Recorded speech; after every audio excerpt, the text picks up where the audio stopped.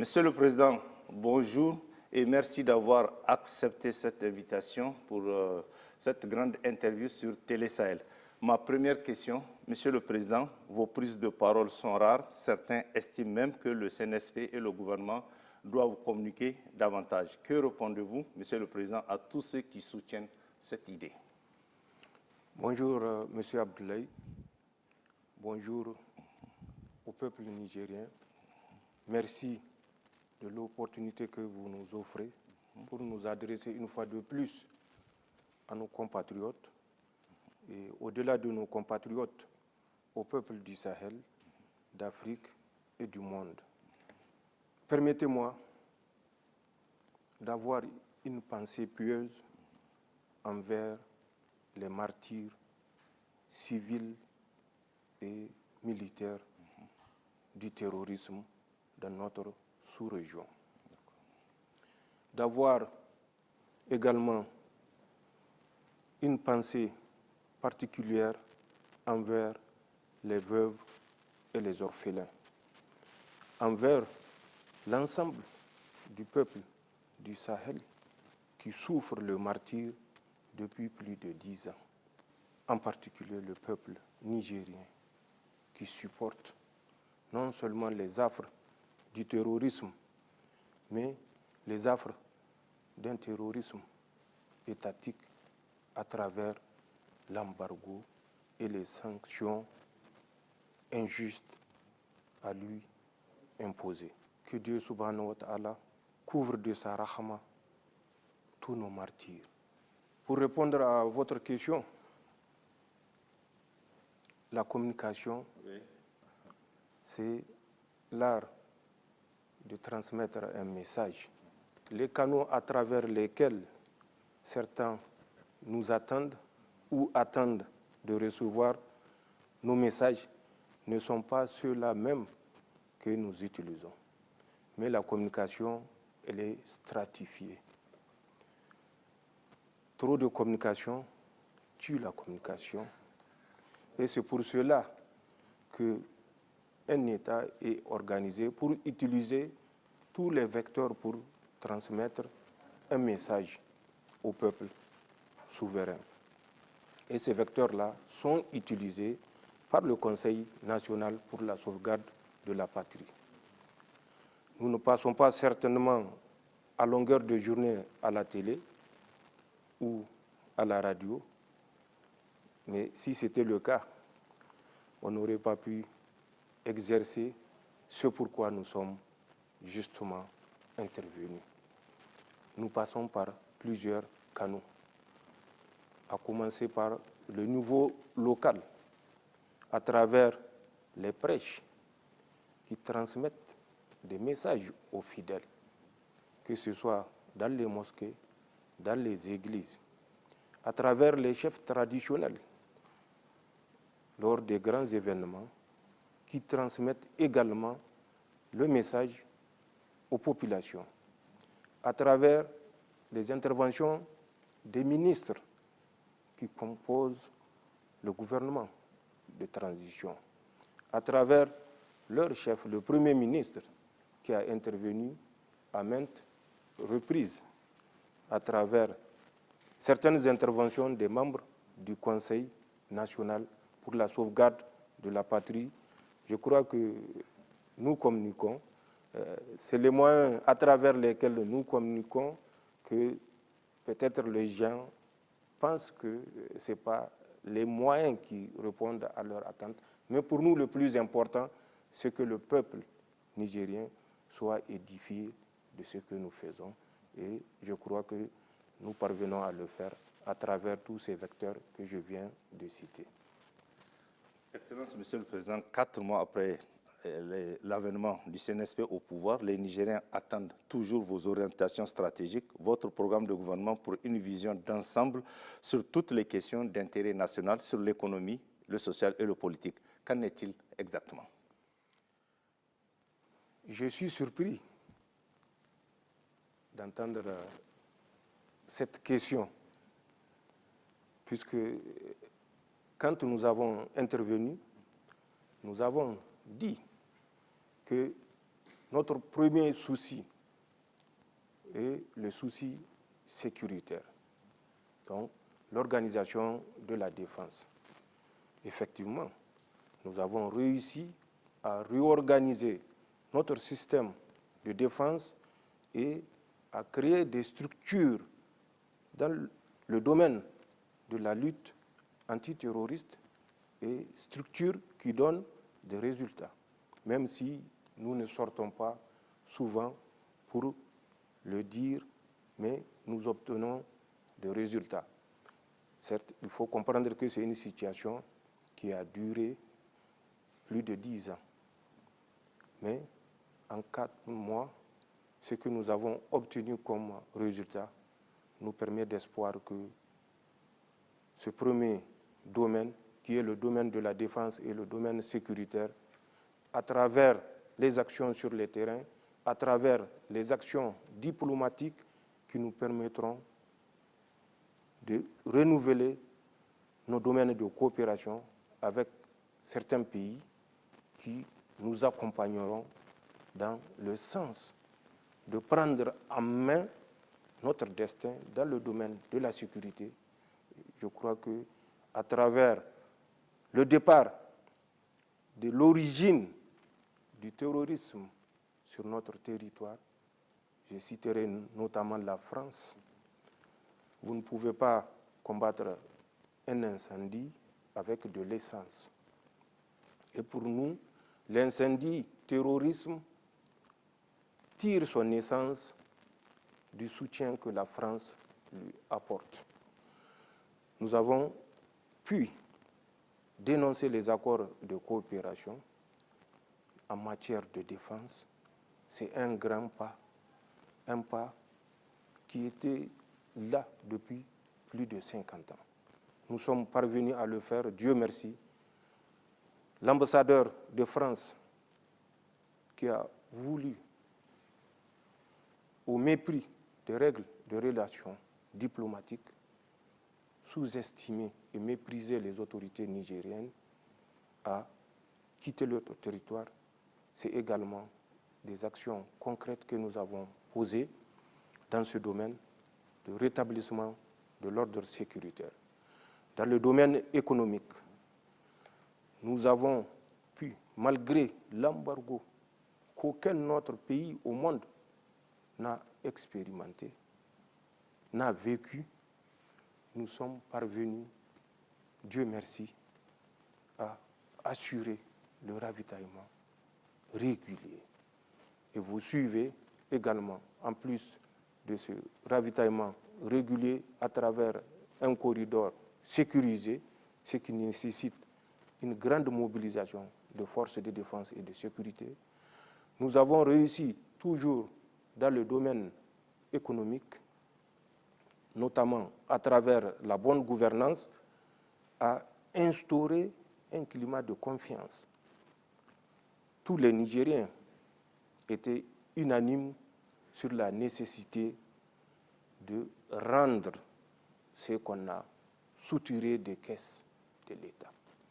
Et par rapport à ça, nous avons pris des mesures pour organiser la commission de lutte contre les infractions économiques, financières et fiscales, la COLDEF, qui est une réalité aujourd'hui et qui va s'atteler, en tout cas, à ramener tout ce qui a été spolié au profit du peuple nigérien.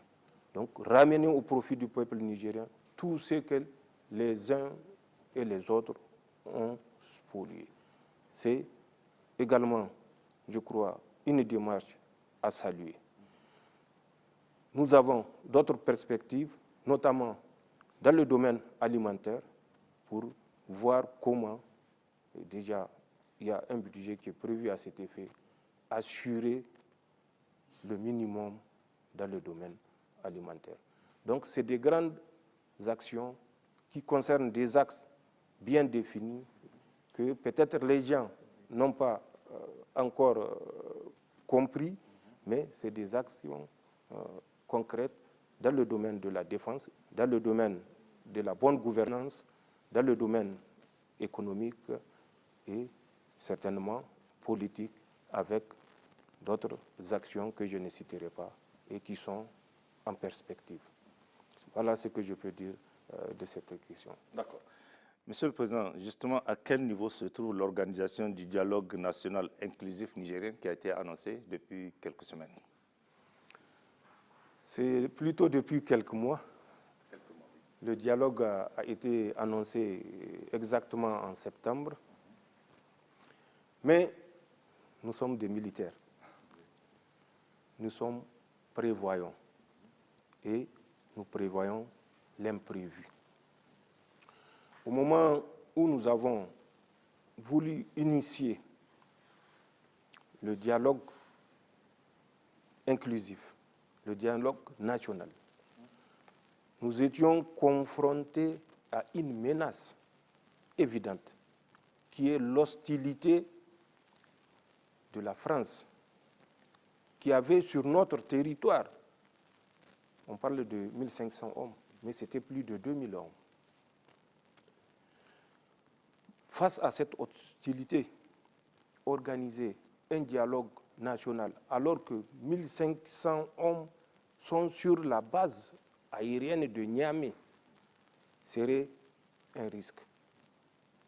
Nous avons certes entendu les gens sortir pour dire que nous avons reporté le dialogue, on ne sait même pas si c'est un dialogue sincère, si ça aura lieu. Voilà une des raisons pour lesquelles nous n'avons pas organisé ce dialogue comme nous l'avons voulu initialement en septembre. En plus de cette menace de la présence des troupes françaises sur notre territoire, et où c'était un impératif pour nous qu'ils quittent notre territoire, malgré l'hostilité ouverte des autorités françaises, nous avons pu faire partir ces troupes. À l'état d'aujourd'hui, il reste une centaine et ils vont partir. En plus de cela, vous savez que le Niger, même si c'est de façon télécommandée, faisait face dans la même période à une menace d'agression de la CEDEAO. Est-ce qu'il est rationnel pour nous, qui sommes des militaires, d'organiser un dialogue national en ce moment précis, avec toutes ces menaces, sans oublier les menaces terroristes qui bénéficiaient au moment bien précis du soutien de leurs sponsors. Toutes ces raisons, même si nous ne sommes pas sortis pour le dire ouvertement au peuple nigérien pour des raisons stratégiques, nous ont poussés à surseoir de ce grand rendez-vous à Niamey, puisqu'il devait, en fin de compte, se tenir à Niamey. Voilà les raisons pour lesquelles le dialogue national inclusif n'a pas eu lieu, comme annoncé il y a 3 ou 4 mois de cela, mais c'est une certitude, ce dialogue aura lieu incessamment et vous aurez l'occasion bientôt de connaître les dates exactes retenues pour le dialogue national inclusif. D'accord. Merci, Monsieur le Président. On va continuer. Monsieur le Président, selon les informations à notre disposition, la campagne agro-silvopastorale n'a pas véritablement répondu aux attentes de nos populations. Quelles sont les solutions envisagées par le gouvernement pour faire face à cette situation? Effectivement, la campagne agricole ou agro-pastorale a été déficitaire à des proportions différentes. Pour ce qui est du domaine de la production agricole, elle est déficitaire à 39%. Ce n'est pas aussi alarmant que nous le pensons. Elle est déficitaire à 39%. Sur 13 468 villages, 5 343 villages sont déficitaires. Mais même si c'est 10% des villages qui sont déficitaires, c'est une inquiétude pour nous. Pour ce qui est du domaine pastoral, nous avons un déficit de 53%, un besoin de plus de 18 000 tonnes de matière sèche. Donc, 53%, c'est énorme comme déficit pour un pays dont l'économie repose notamment sur l'agriculture, mais surtout l'élevage. Par rapport à ces inquiétudes, nous avons initié des démarches qui consisteront à nous assurer que le 840 000 tonnes de céréales, dont 39%, soit 5 343 villages ont besoin, et en termes de matière sèche, c'est plus de 18 millions de tonnes. Et cela sera compensé par la mise en place des aliments bétail en quantité assez importante et l'approvisionnement des magasins OPVN en céréales d'hiver. C'est un souci, mais des dispositions sont prises, des fonds sont prévus pour cela et Inch'Allah, nous traverserons cette épreuve de plus. Monsieur le Président, cette autre question, c'est la vie chère que vivent les Nigériens dans leur chair suite aux sanctions inhumaines que la CEDEAO a imposées à notre peuple. Quelles sont les mesures prises par le gouvernement pour y faire face? Effectivement, le peuple nigérien vit dans sa chair les affres de la vie chère. Mais ces affres de la vie chère se sont accentuées avec l'embargo qui a été mis sur notre pays. Mais avant l'embargo, c'est une crise mondiale où tous les pays connaissaient une crise sévère et toutes les denrées ont connu une hausse spectaculaire. C'était la survie. C'est à cette survie que s'est ajouté pour le peuple nigérien l'embargo sauvage et qui a rendu la vie des Nigériens difficile. Mais nous ne restons pas les bras croisés. Nous ne restons pas là à nous lamenter face à l'épreuve. Il faut être imaginatif. Il faut prendre des initiatives.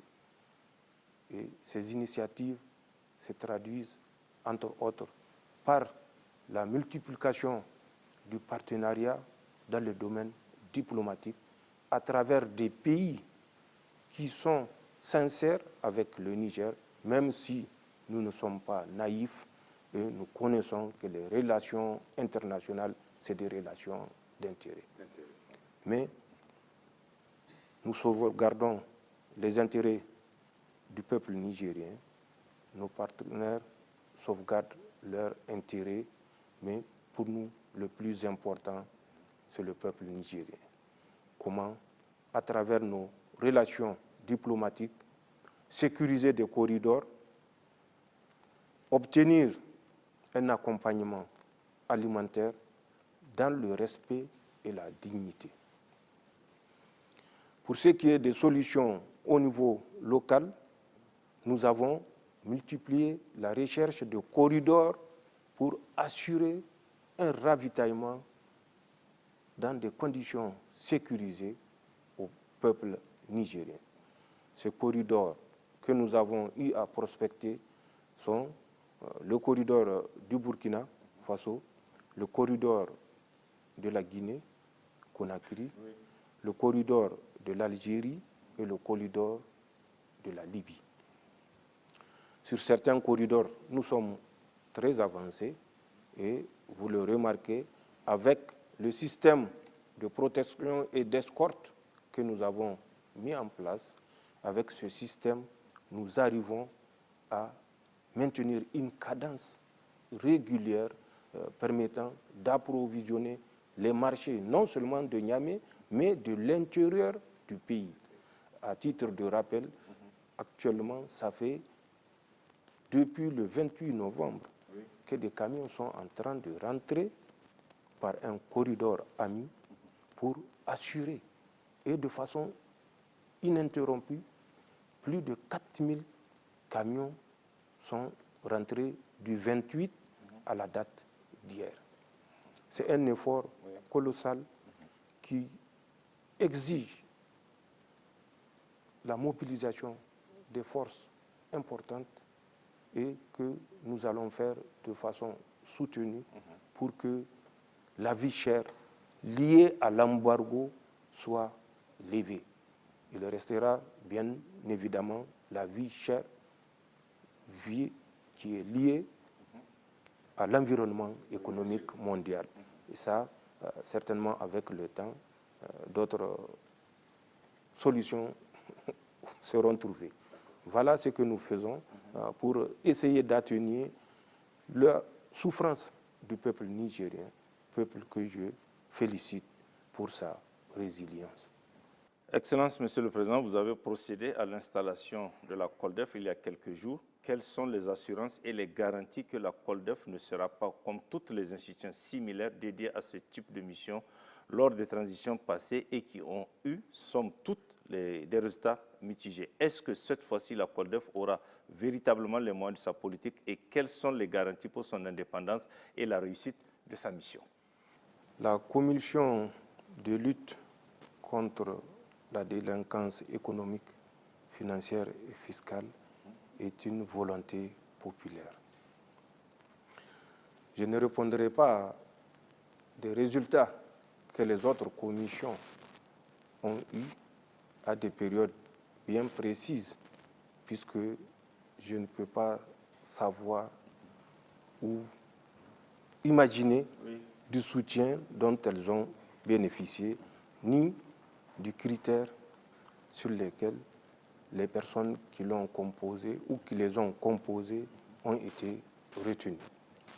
Pour ce qui est de la COLDEF, c'est une volonté populaire que les Nigériens ont manifestée.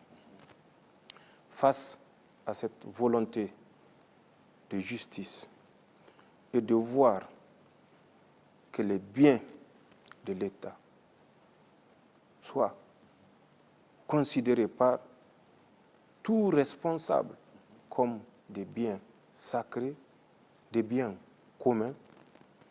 Face à cette volonté, nous avons défini des critères des membres de la COLDEF. Parmi ces critères, nous avons retenu d'abord l'intégrité. En plus de l'intégrité, nous avons retenu l'engagement.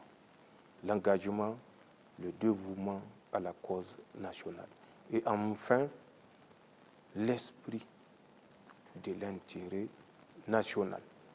Puisque tout ce que nous ferons, sans cet esprit d'intérêt national, nous n'aurons jamais de résultats probants. Labousanino Zenchankassani. Plus de 10 millions de Nigériens, certainement, remplissent ces conditions. Mais nous ne pouvons pas réunir une commission de milliers de Nigériens, à plus forte raison, millions de Nigériens. C'est pour cela que nous avons trié, après avoir constitué des curriculums vitae des membres candidats à ce poste. Et si vous vous rappelez, lors de mon intervention en langue, j'avais appelé les Nigériens à nous accompagner dans les choix des personnes qui vont animer cette commission. De l'annonce de la première liste ou du projet de liste, des voix se sont élevées pour dire que l'enquête n'a pas été fructueuse. Il y a des personnes qui sont suspectées d'avoir posé des actes. Mais une suspicion reste une suspicion. Malgré tout, notre objectif étant de créer l'harmonie et la cohésion autour de la COLDEF, nous avons remplacé ces personnes qui sont suspectées. Et nous sommes parvenus à avoir une liste qui fait le consensus. Je ne dirais pas qui fait l'unanimité, oui, puisque aucun domaine ne pourra faire l'unanimité. Tout à fait. Cette liste de 35 membres avec un bureau va bénéficier de notre soutien total. C'est une garantie supplémentaire pour la réussite de la COLDEF.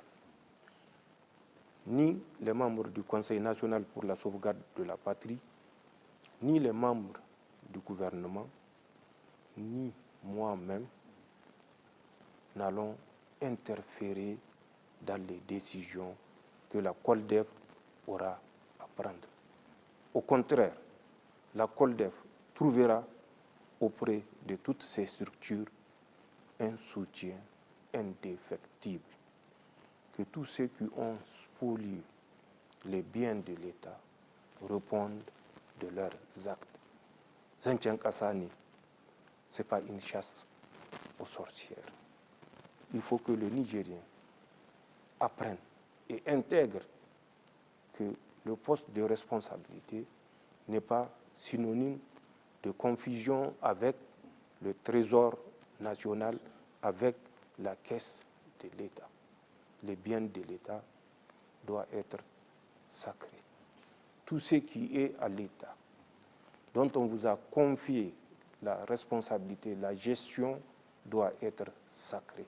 Nous voulons qu'elle soit dans tous les esprits des responsables qui sont actuellement en poste dans ce régime de transition. Et la COLDEF, comme je l'ai dit, aura certainement le soutien total de toutes les autorités. Elle aura l'accompagnement matériel et financier, mais à la mesure de nos possibilités, puisque comme vous le savez, notre pays, nous l'avons dit, traverse des moments difficiles. Les salaires, il faut aller à 35, 40, deux fois 45 jours pour finir. Mais Dieu merci, même si c'est après 45 jours, jusqu'ici, nous avons pu payer le salaire. Donc, la COLDEF doit s'inscrire dans cette logique.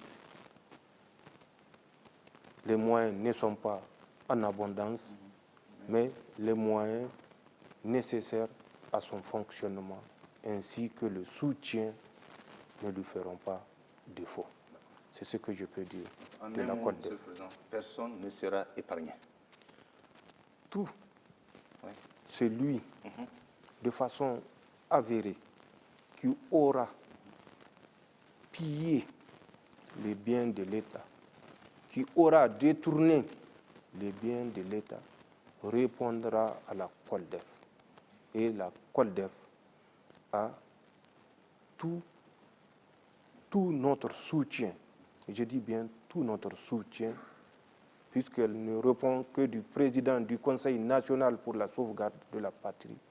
Elle aura tout notre soutien. C'est un serment pour accomplir sa mission, restituer à l'État ce qui a été subtilisé à l'État. Nous ne ferons pas la chasse aux sorcières. La COLDEF ne fera pas la chasse aux sorcières. Et c'est pourquoi nous inviterons tous les Nigériens qui ont des faits, je ne dis pas des questions de personnes, mais qui ont des faits, qu'ils les soumettent à la COLDEF. Elle leur réservera le traitement approprié jusqu'à aboutissement. C'est une certitude, c'est une garantie.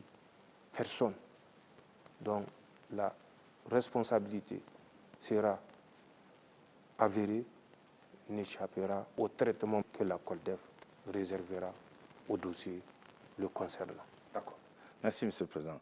Monsieur le Président, il y a aussi une question d'actualité qui intéresse les Nigériens, les nominations aux emplois supérieurs de l'État. Quelle réaction cela suscite chez vous? C'est comme la CODEF dont nous venons de parler. Nul n'est parfait et aucun acte ne sera parfait. C'est à nous de découvrir les imperfections et dans l'ordre et les conseils, approcher les responsables de l'acte posé pour porter les amendements. Les affectations sont une des prérogatives d'un gouvernement, d'un État. Ces affectations répondent à des critères de compétence, des critères d'intégrité et surtout des critères, comme je l'ai dit, de la haute compréhension de l'intérêt national. Quel que soit le poste que vous allez occuper, c'est l'intérêt national qui doit être la première priorité. Pour ce faire, certes, dans les affectations, il se peut que nous ayons affecté ou eu à affecter des personnes, peut-être, qui ne font pas l'unanimité. Mais donner le temps au temps et juger les gens en fonction de l'acte qu'ils posent. La Boussandinou, comme je l'ai dit, nous ne faisons pas de problème de personne. C'est l'intérêt national qui nous a conduit à dire que ce que les gens ont posé comme acte jusqu'au 26 juillet ne va pas dans le sens de l'intérêt national et que si nous restons les bras croisés, il n'y aura plus de nation à défendre à plus forte région un intérêt national.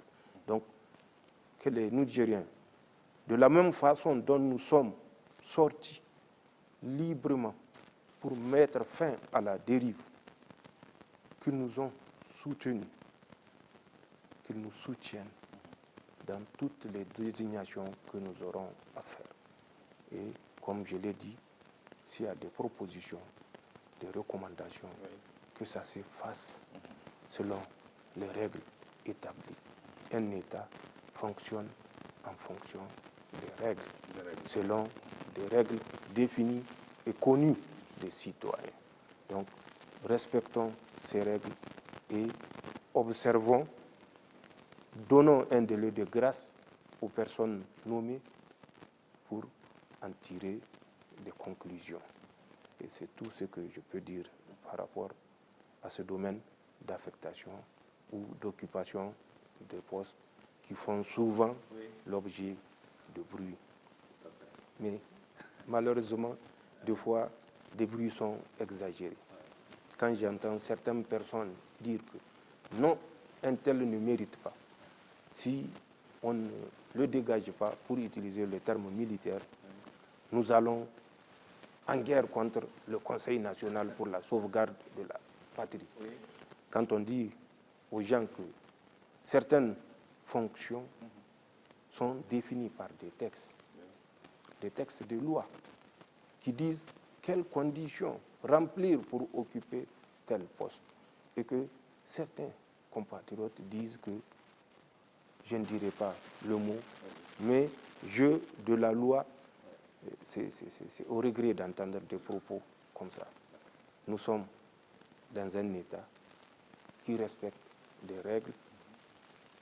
S'il y a lieu d'agir pour que le respect des règles soit observé, alors nous agirons. Excellence, Monsieur le Président, l'exploitation du pétrole nigérien suscite une série de questions sur lesquelles nos compatriotes attendent de l'État des éléments de réponse. D'abord, la première question que j'aimerais poser, quels sont les principaux gisements que nous avons au Niger? Effectivement, le domaine pétrolier, si vous vous rappelez, est un vieux domaine. Les premières prospections ont commencé déjà avant l'indépendance, dans les années 1959. Elles se sont poursuivies après les indépendances, à un certain moment, elles se sont arrêtées parce que le problème que notre pays n'a pas pu résoudre, c'est le problème de prospection, c'est le problème de recherche.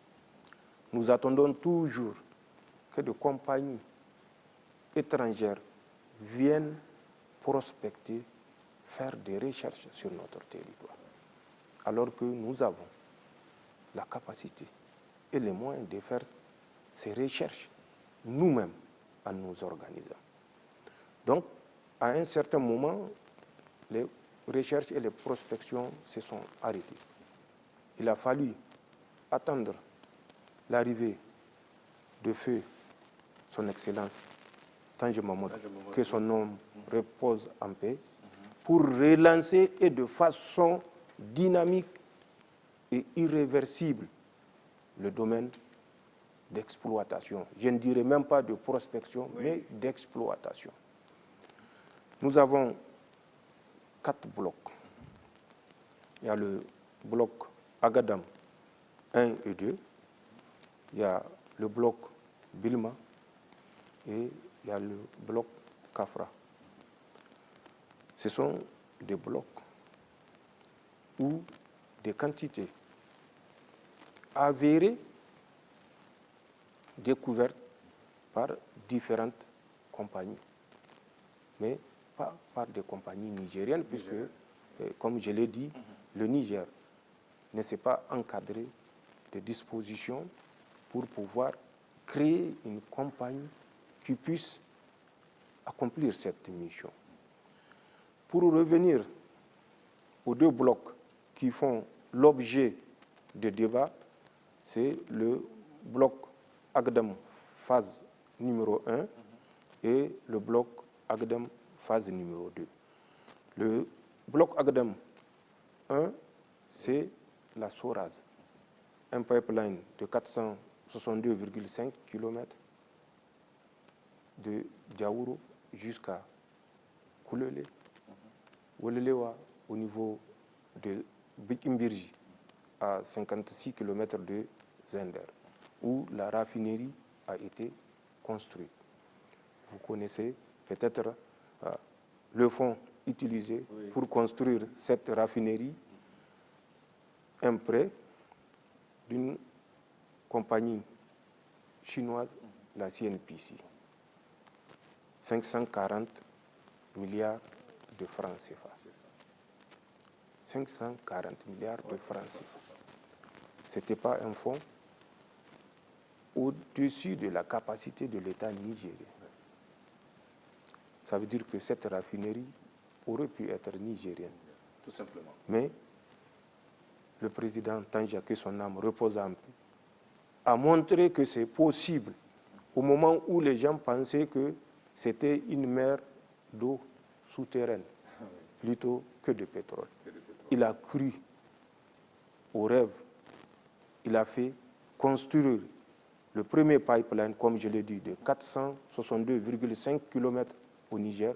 Il a fait construire la raffinerie dont il a fait une condition pour tout contrat avec l'État du Niger. Cette raffinerie, Dieu merci, c'est nous qui en bénéficions, puisqu'elle a été mise en œuvre ou en exploitation depuis le 28 novembre 2011, au moment où Tandja avait déjà, paix à son âme, quitté le pouvoir. C'est pour dire que les chefs d'État, leur devoir, leur responsabilité, c'est vis-à-vis du peuple. Aujourd'hui, ceux qui bénéficient des retombées de cette raffinerie, ce n'est ni Tandja, ni la famille de Tandja. C'est le peuple nigérien. Si les choses avaient été faites dans les règles. Mais ça, c'est un autre débat.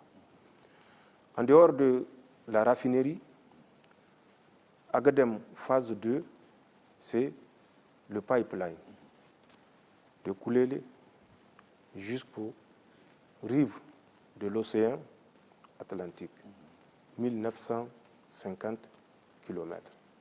Ce pipeline, à l'instar de la raffinerie et du pipeline de la raffinerie, a été effectivement réalisé également, une fois de plus, sur un crédit, mais un crédit contracté par une compagnie chinoise qui a investi dans la réalisation de ce pipeline 1440 milliards de francs CFA. 1440 milliards de francs CFA.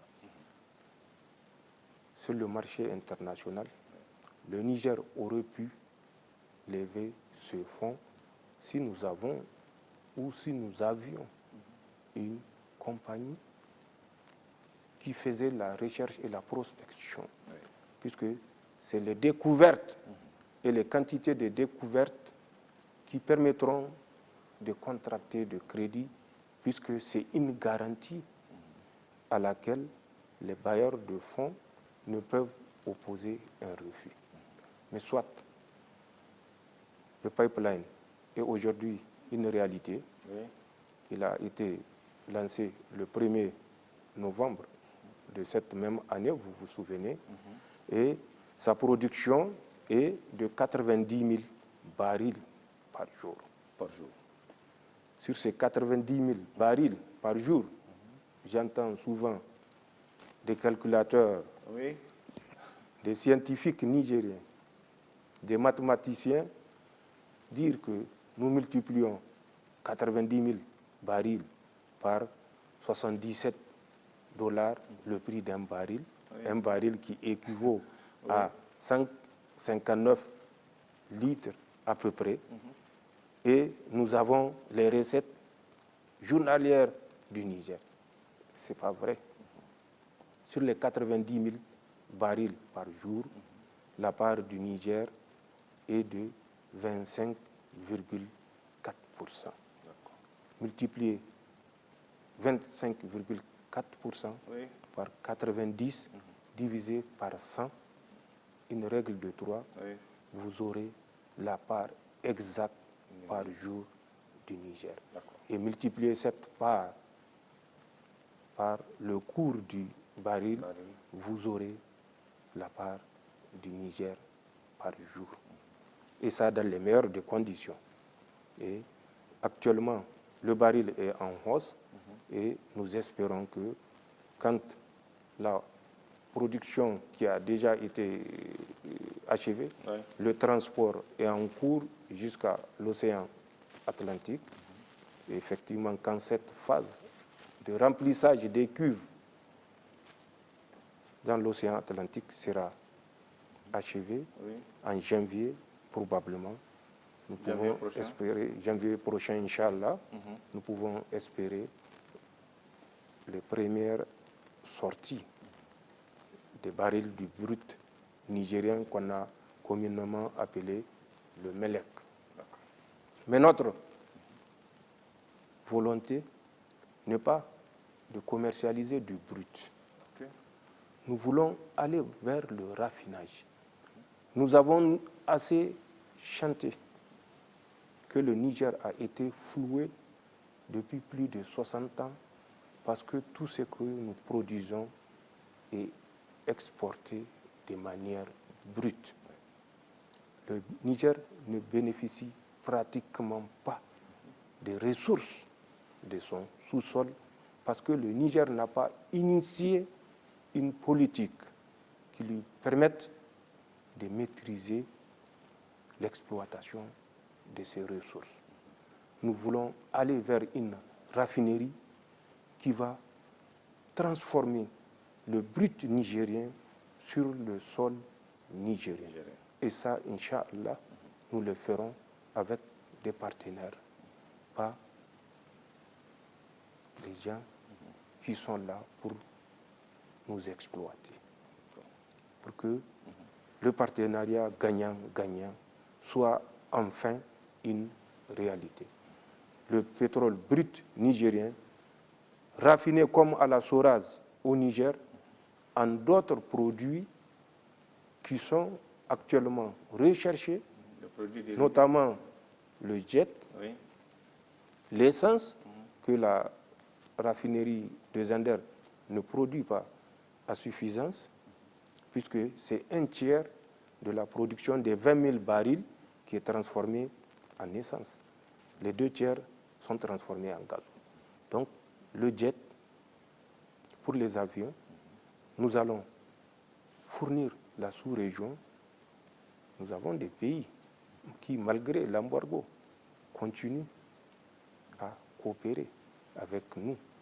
Et c'est l'occasion de les remercier, notamment le Mali, le Burkina Faso, vers lesquels nous pouvons exporter le pétrole raffiné, que ce soit du gasoil, du super, du jet, du pétrole lampa ou du gaz, selon la demande ou les demandes qu'ils feront. Nous avons dans le domaine du pétrole le bloc phase 1 Agadem, phase 2 pipeline. Agadem, c'est la Soraz, comme je l'ai dit, et la Soraz qui produit de l'essence et du gasoil, ainsi que du gaz et du pétrole lampa, depuis le 28 novembre 2011, et le pipeline, une longueur de 1950 km, dont les vannes ont été ouvertes le 1er novembre passé. Et je vous ai également dit le coût de chaque investissement. Mais il faut que les Nigériens comprennent que dans le pipeline, sur les 90 000, le Niger, 25,4% de ces 90 000, ça doit faire, si mes calculs sont exacts, 22 860 barils jour. Multiplié par le cours du baril. Un baril, ce n'est pas 200 litres, c'est 158,98 litres, à peu près 159 litres. Donc, que les mathématiciens fassent le bon calcul et jugent en fonction des résultats de leur calcul. C'est ce que je peux dire dans le domaine du pétrole. Merci, Monsieur le Président. Excellence, Monsieur le Président, vous avez récemment effectué une visite d'amitié de travail au Mali et au Burkina Faso. Quel sens donner à cette visite dans ces 2 pays? Merci de la question. Pour nous, le Burkina et le Mali, ce ne sont plus des pays lointains. C'est l'espace de l'Alliance des États du Sahel. Et pour nous, il est naturel de nous déplacer à Bamako comme à Ouagadougou, dans l'esprit de l'Alliance des États du Sahel. Mais les raisons fondamentales qui m'ont conduit à initier ce déplacement sont de 2 ordres. La première raison, c'est pour remercier les autorités de ces 2 États, de l'Alliance des États du Sahel, leur gouvernement et leur peuple, pour le soutien indéfectible qu'ils ont apporté au peuple nigérien dans l'épreuve de la CEDEAO. Comme vous le savez, le 30 juillet 2023, 4 jours après notre intervention, la CEDEAO s'était réunie à Abuja pour décider non seulement de l'embargo, mais comme si le désastre de l'embargo ne suffisait pas, mais déclarer également vouloir constituer une force de la CEDEAO pour attaquer les Nigériens qui ont osé demander que la souveraineté de leur pays soit respectée.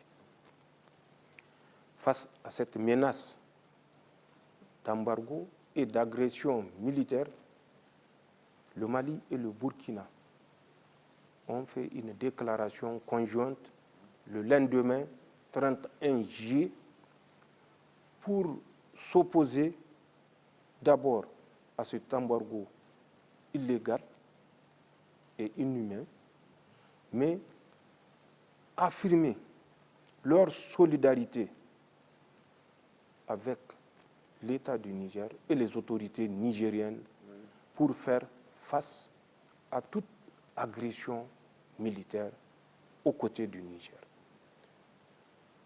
Cette déclaration, comme je l'ai dit, a radouci beaucoup d'ardeur, a tempéré beaucoup d'ardeur. C'est grâce à cette déclaration conjointe du Mali et du Burkina Faso. L'engagement et la détermination du peuple nigérien qui s'est levé de la déclaration de cette volonté de nous agresser et jusqu'à aujourd'hui pour dire non à l'embargo, dire non à toute velléité d'agression. Je lui rends hommage et le remercie et l'encourage à continuer car le combat n'est pas fini. Je comprends que l'Aboussani, oui.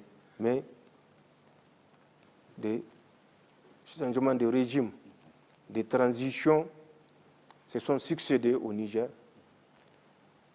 Ces transitions n'ont pas bénéficié du soutien populaire des peuples du Niger, des États du Sahel, d'Afrique et même du monde.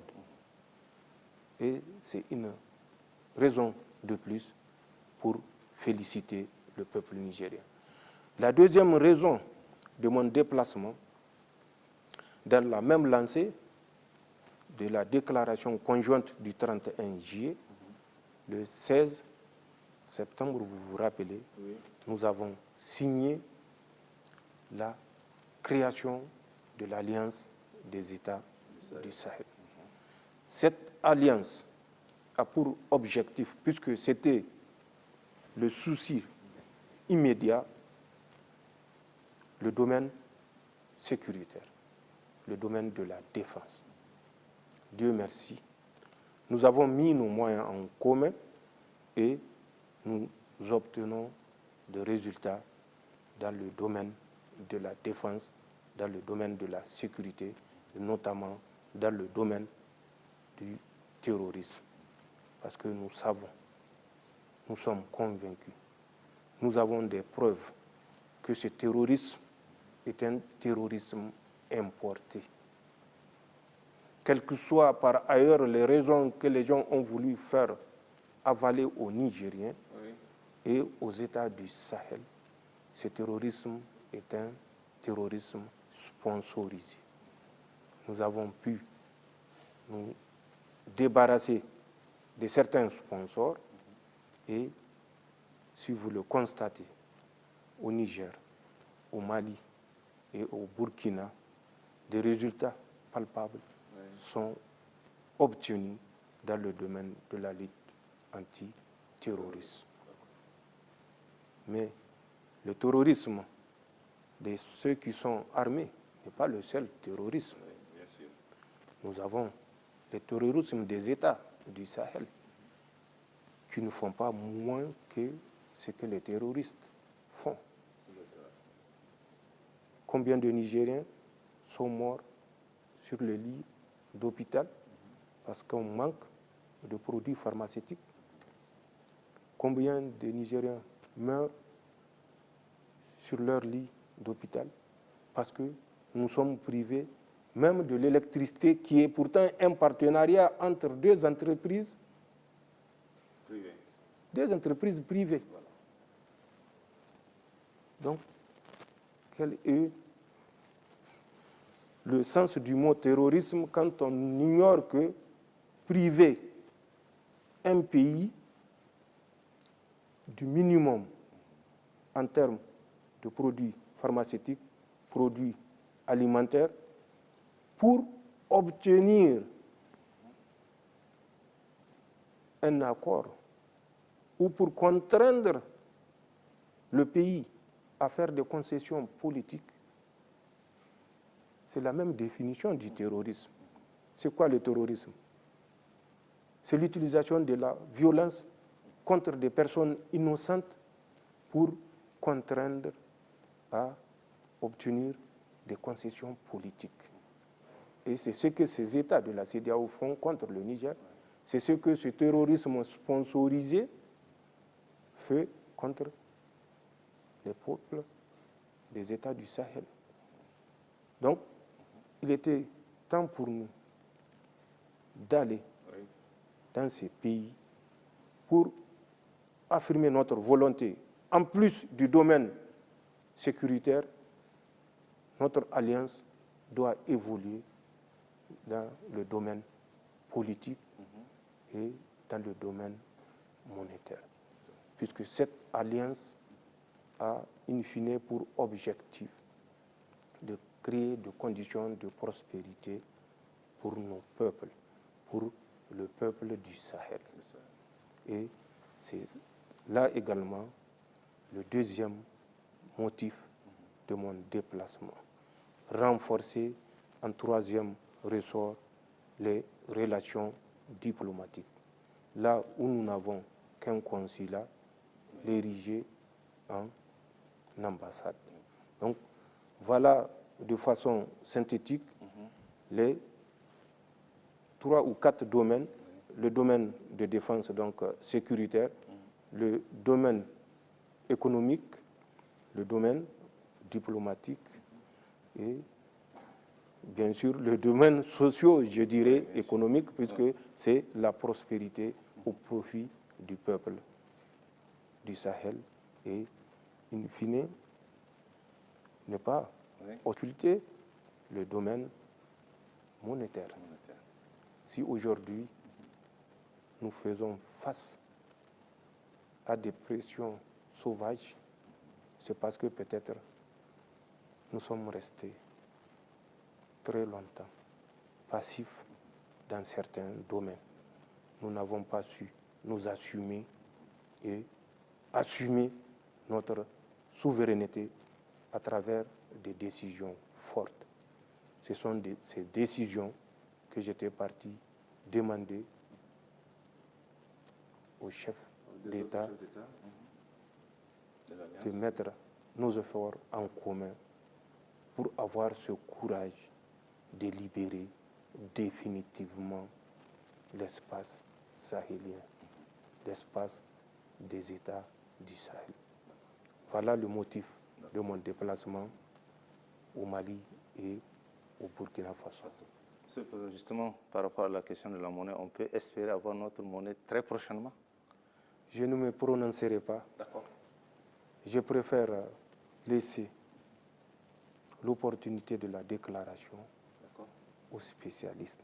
Je l'ai dit, l'État est stratifié et chaque niveau a des domaines de compétences et au moment opportun, ces domaines de compétences, ces domaines d'experts se prononcera.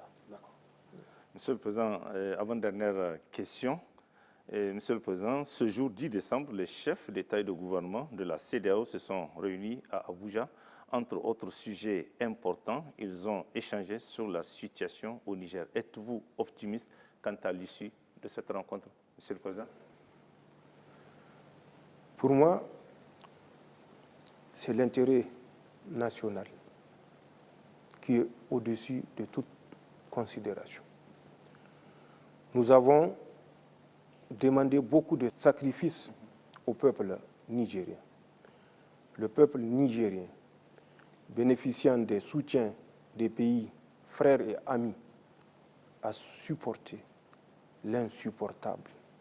Il est resté debout 4 mois durant, 4 mois de privation, malgré, c'est vrai, nos efforts multiples pour alléger cette souffrance. Mais le peuple nigérien est resté debout malgré ce manque, malgré cet embargo qui touche tous les domaines. Je l'avais dit que l'embargo que notre pays connaît n'a jamais été expérimenté nulle part ailleurs. Certains se sont amusés à établir un tableau. Oui. Consultez ce tableau et vous comprendrez l'intention machiavélique qui a conduit à cet embargo contre l'État du Niger.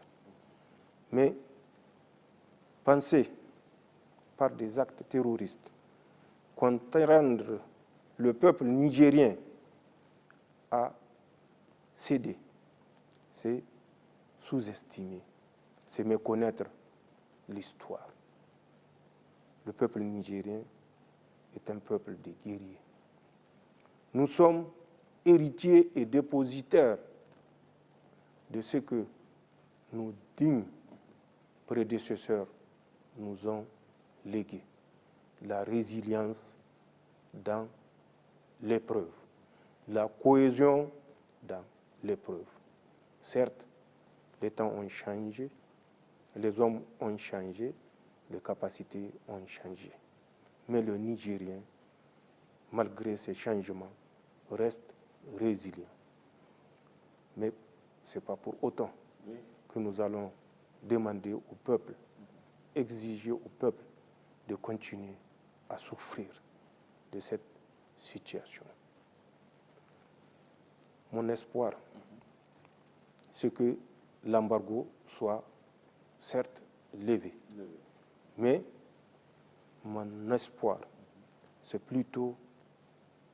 de voir la nouvelle voie que nous nous sommes tracée nous conduise avec ou sans la levée de l'embargo de répondre à l'espoir du peuple nigérien, l'espoir de vivre en paix et dans la prospérité.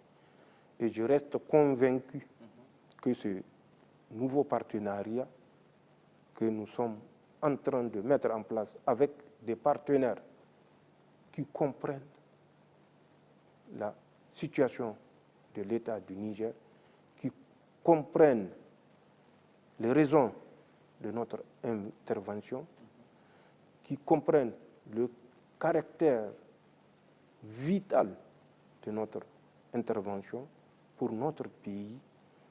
J'ose espérer que dans un proche, très proche avenir, que ces partenaires nous accompagnent à rétablir l'équilibre. Et Inch'Allah, avec ou sans levée de l'embargo ou des sanctions, malgré la menace de reconduire l'agression, le peuple nigérien sera debout dans le domaine que nous aurons choisi à travers ce nouveau partenariat que nous voudrons pour le bien de notre pays. On nous a assez muselés, il est temps que tout un chacun comprenne qu'il va de l'intérêt de notre pays, intérêt qui a été spolié pendant plus de 100 ans. Quand on parle de 60 ans, 65 ans, c'est limité aux indépendances. Le Niger a été spolié avant les indépendances. Le Niger a continué à être spolié après les indépendances. Et il est facile de constater le degré de spoliation dont nous avons été victimes à travers les accords que nous avons progressivement dénoncés et que nous continuerons, Inch'Allah, à dénoncer pour le bien de notre peuple. Et ça, que personne n'en doute, nous allons poser des actes dans les jours, les mois à venir, Inch'Allah, qui affirmeront davantage la souveraineté de notre pays et la prospérité retrouvée. Inch'Allah. Excellence, Monsieur le Président, pour finir cet entretien, cette grande interview, quel sera votre mot de la fin? Merci de l'opportunité pour dire une fois de plus mon admiration pour le peuple nigérien qui est resté debout, pour dire mon admiration pour les forces de défense et de sécurité qui sont restées debout malgré les moyens limités, mais debout, allant jusqu'au sacrifice ultime pour préserver notre pays. Merci à l'ensemble des pays qui ont compris notre démarche, cette démarche de souveraineté.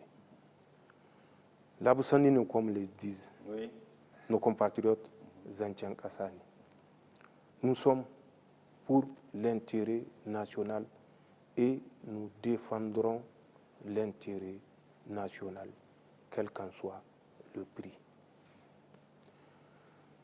Je saisis cette occasion également pour dire que le peuple nigérien, à travers ses autorités, ont supporté l'insupportable.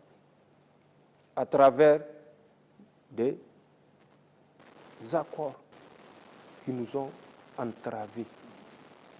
Ces accords, nous allons mettre les moyens qu'il faut pour les reprendre un à un pour le seul intérêt du Niger et du peuple nigérien. C'est un serment, c'est une promesse.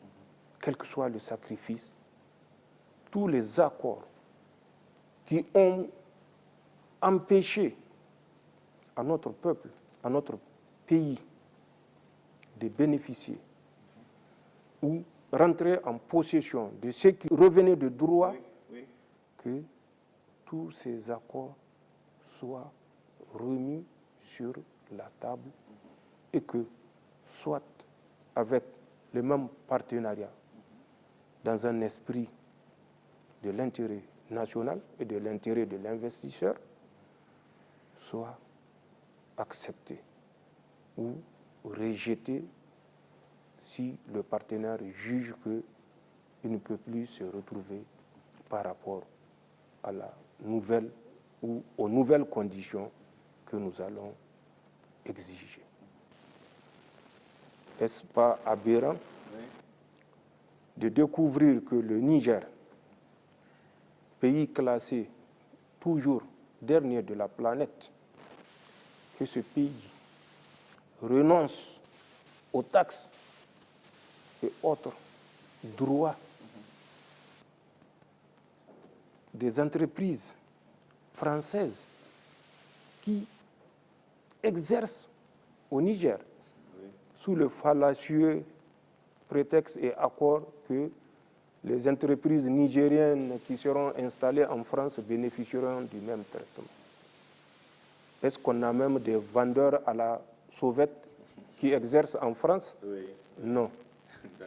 Donc, c'est pour comprendre à quel degré, et ça fait plus de 60 ans que ça dure. Et quand j'entends que les Nigériens pensent que des actes n'ont pas été posés, je me dis que nous avons besoin de connaître notre pays. Est-ce que ce n'est pas aberrant, à l'état actuel, que ce soit le Niger qui paye les taxes aéroportières, les taxes douanières, au profit des forces qui sont sur notre territoire? C'est des milliards que l'État du Niger paye à Souma et à l'ANAC, l'agence chargée de la navigation. Allez-y, demandez ce que nous devons payer. Mais c'est une promesse. nous n'allons pas le payer. Que les Français qui doivent payer, payent. Nous avons dénoncé l'accord et à partir de cet instant, nous ne payerons plus rien à aucune force, au profit d'aucune force présente sur le territoire national. C'est le summum. Que ce soit le pauvre qui paye les charges du riche. Est-ce que vous ne trouvez pas que c'est aberrant? Et comment nos dirigeants ont accepté un tel accord? La raison ne nous permet pas de comprendre.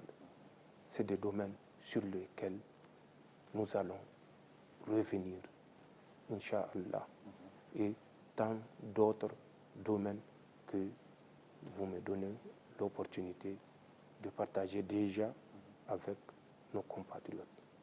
Les jours à venir, Inch'Allah, seront édifiants. Mais les actes que nous avons déjà posés sont des actes qui ont perduré 60-65 ans et que tous les régimes qui se sont succédés n'ont pas osé attaquer. Nous les attaquerons et nous les remettrons en cause. C'est un serment et je crois que les premiers actes que nous avons posés sont de nature à prouver que ce que nous disons, ce n'est pas juste de la communication.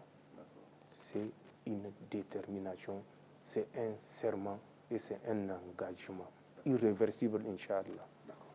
Merci, merci, Monsieur le Président, pour avoir répondu à toutes nos questions. Merci, merci à vous. Merci. Je vous en prie. Merci.